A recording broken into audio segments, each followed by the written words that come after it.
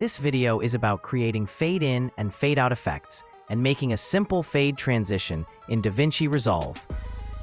Creating a fade-in and fade-out effect for all assets is the same. In the top left and right corners, there is a handle that by pulling it, you can create the fade effect. For example, if you pull the left handle, you have created the fade-in effect. In the same way, you can pull the right handle to create a fade-out effect. Fade effects make the clip disappear smoothly, and the longer the effect duration, the longer the fading will take. You can create fade effects for anything in the same way, such as text, images, or even sounds. Just pull the handles.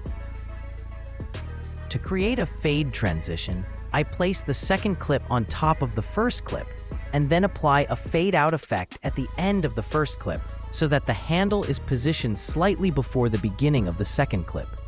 After that, I apply a fade-in effect to the second clip, and just like that, a simple transition is created so that the transition from the first video to the second one happens smoothly.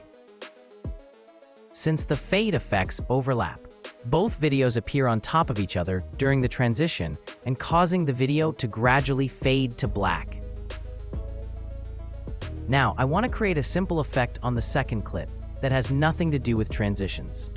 Select the second clip, hold down Alt, and drag it upward to make a duplicate. Then, select the duplicated clip and scale it down from the inspector panel. We have a smaller version of the video, and I want to add a border around it. Simply go to the Effects menu, search for Outer Stroke, and apply it to the duplicated clip. A white border with a black shadow has been added. Now select the main clip, increase its size.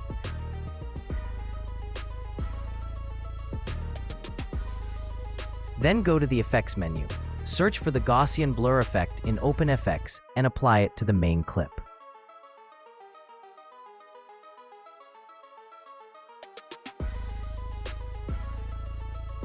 As the final step, I want to change the color during the fade transition. For example, during the fade, a color like green, red, or any other color should appear.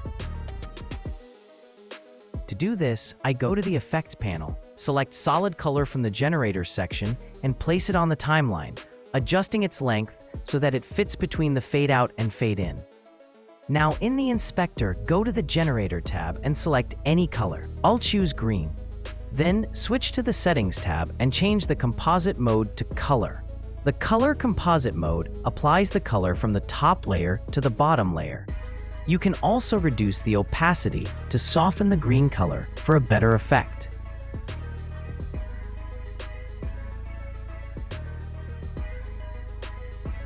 Hope you enjoyed the video. I'd really appreciate it if you subscribed to the channel and shared your comments and experiences with me in the comments.